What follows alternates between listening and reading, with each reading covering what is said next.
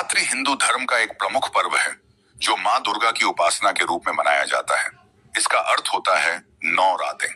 यह त्योहार साल में 2 बार आता है, एक बार चैत्र मार्च अप्रैल में और दूसरा शारदीय नवरात्रि सितंबर अक्टूबर में। नवरात्रि के दौरान माँ दुर्गा के 9 रूपों की पूजा की जाती है, जिन्हें नव दुर्गा कहा जाता है। ये 9 दिन बुराई पर अच्छाई की जीत का प्रतीक होते हैं और इन दिनों में भक्तगण माँ दुर्गा की पूजा अर्चना, उपवास और अन्य धार्मिक गतिविधियों में संलग्न होते हैं।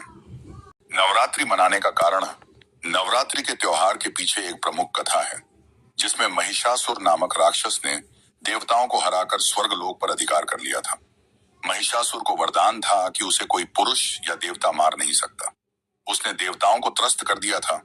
तब देवताओं ने अपनी शक्ति को मिलाकर एक देवी का निर्माण किया जो महिषासुर का अंत कर सके।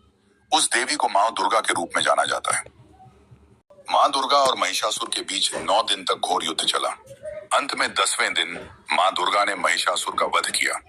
इसी कारण इन 9 दिनों को महिषासुर पर माँ दुर्गा की विजय के रूप में मनाया जाता है। 10वें दिन को विजयदशमी या दशहरा के रूप में मनाया जाता है, जो बुराई पर अच्छाई की जीत का प्रतीक है। 9 दिन ही क्यों मनाया जाता है?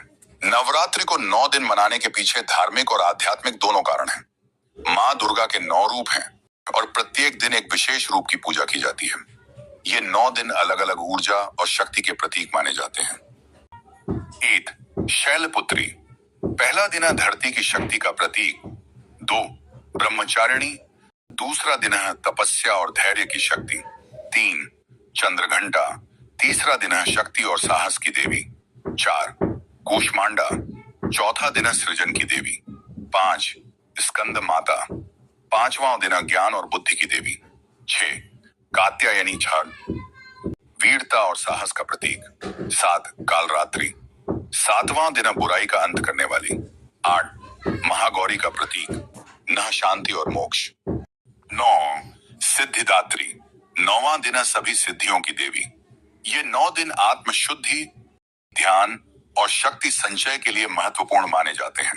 धार्मिक दृष्टि से यह भी माना जाता है कि इन दिनों में मनुष्य की आध्यात्मिक ऊर्जा अधिक सक्रिय रहती है, जिससे मां दुर्गा की कृपा प्राप्त करने का सबसे अच्छा समय होता है। विजयदशमी को यह पर्व इसलिए समाप्त होता है क्योंकि यह बुराई पर अच्छाई की विजय का प्रतीक